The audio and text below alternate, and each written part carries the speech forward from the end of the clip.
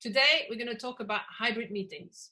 If you've never been in the hybrid meetings, you don't know what it's missing. It's horrible. If you don't have a lot of time, the best way to solve the problem of hybrid meetings is to make the meetings remote, 100%.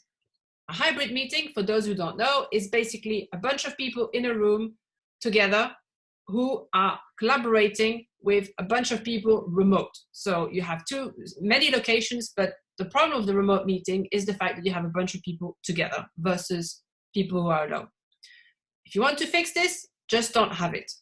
Do whatever you can to avoid it. And in many cases, it makes sense to have whoever was planning to meet in a group to basically send them to, okay, go to your desks, use your computers, and let's log in individually.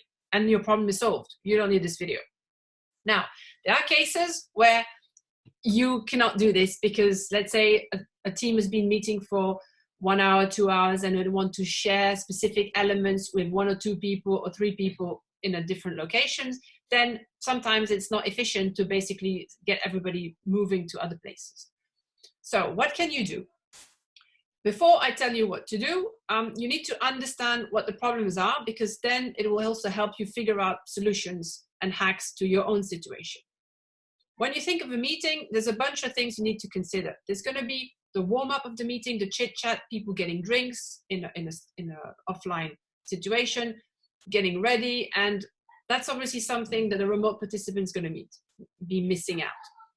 Then you've got the introduction, when people maybe go around the table, introduce each other, and in many cases, remote participants get forgotten, or they always come last. Not because people don't like them or because they're not important, but because your brain is designed to be more interested by 3D things that are moving in front of you than a 2D image that's way more static.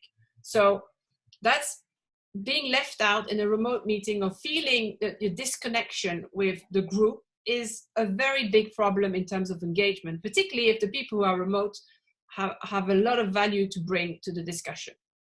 The third thing that is a problem in remote meetings is everything to do with the experience of audio and video. The sound is usually not very good because it's usually one laptop that's providing the microphone for the group. It's almost impossible to see everybody around the room. If you're lucky, you see a full person or maybe 2 because they huddle up. But you often have like the arm of somebody and the hair of the other one. And it's really hard to pick up what's going on. It also makes it harder for you to participate as a remote participant because you don't get the cues. You don't see people going, oh my God, when is it going to end? Or somebody going, oh, I don't like what's being said. You're not picking up on all the body language that's so important in human communication, to know when to talk, when to shut up, and what to say. So you basically need solutions to these different problems. The last problem is also the fact that in meetings, people are more likely to be producing content on physical things like whiteboards and flipcharts or post-its. And so you need a way to capture this.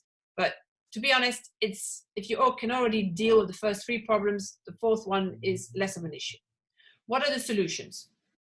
First, consider that this meeting will need to be facilitated. So somebody in the meeting, whether it's you or someone else, needs to take on the role of ensuring people all get a say, that everybody understands what's going on, that there's clear rules for when people talk and when people listen, that you collect feedback in the right way. So again, nothing revolutionary, but this will be particularly important.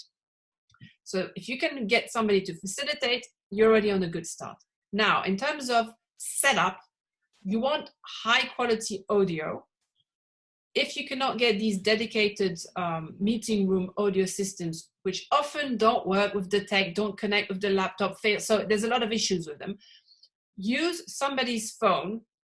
They log in as a participant, except it's just a phone, and use the microphone of a phone as a microphone for the room, or maybe use 2 different microphones if you have a big room, so that you're capturing everything that's being said. Very important point is making the remote people visible. So you want to be projecting the gallery view of all your remote participants onto a screen, so that you get a 2D image to compensate for the fact that they're not physically in the room. So if you do these two things already, it makes a huge difference. The third thing is obviously doing whatever you can to get the people in the room visible to the people remote. So either you get a bunch of computers connected on Zoom so that their laptops are picking up the video, or you have everybody basically join with the laptop in the meeting with everybody on mute so that you don't get issues. Or if that doesn't work or you feel it's awkward, you can also consider having one participant as a meeting reporter where they're joined as a participant with their phone and they're basically sharing whatever's going on. This is particularly useful when people are doing things with visual facilitation with post-its or flip charts, and they can basically show what's going on and maybe talk or read some of the things that are not legible or readable for the remote participants. So that's all of the logistics that you want to consider to improve the quality and the experience of the remote participants. In terms of engagement, making sure that they are not left out, make sure you have an icebreaker, because they've missed out on let's sit down, where's my tea, do you want water, here's a biscuit. So you need an icebreaker even more than in other meetings so that everybody's included. And the rule you want for whatever you do in that meeting is to always ask remote people first to participate. So if you're doing an icebreaker, they start. If you're collecting feedback, they start. If you're asking for questions, they start. If for some reason you have decided to run, like you have one remote person and everybody else is in the same room, you can also, and people are doing things like post-its, you can ensure that the remote person can share whatever they also want to participate. So you can say, okay, put whatever you would put on post-its, type it in the chat box of Zoom or whatever you're using, and somebody in the actual room will become the scribe and reproduce these post-its so they exist in the analog post-its on the wall. A solution to this problem is obviously to use a digital solution like Miro or Mural or a digital post-it solution, but this then requires everybody to log in onto their machine. The last thing, but I think that would almost be obvious to most of you, is as much as you can use screen sharing, where people are sharing their screen to show whatever they're saying.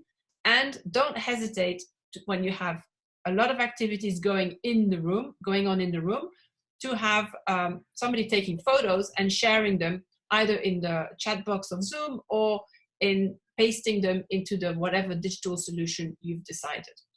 So in summary, the things you have to be mindful of in hybrid meetings, if you have no choice and you have to have one, is you need some form of facilitation to manage, to make sure that the remote people are always engaged and brought back to the group.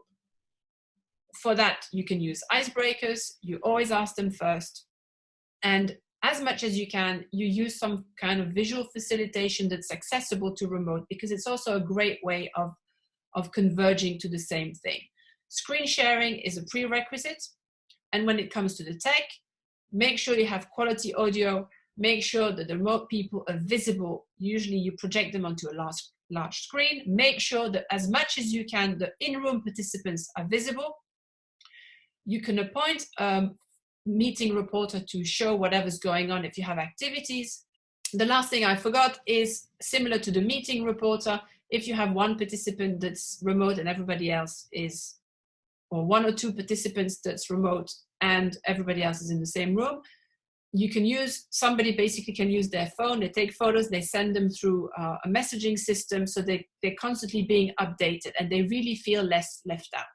So you see that hybrid meetings are manageable if you invest in some planning upfront, in some of the logistics, and if you are mindful throughout the meeting that these people always need to be considered first, because otherwise you'll just deprioritize them, because that's the way your brain works. Happy hybrid meeting, and be sure to check the resources in the comment box, because I'll be sharing quite a few tools that you can use.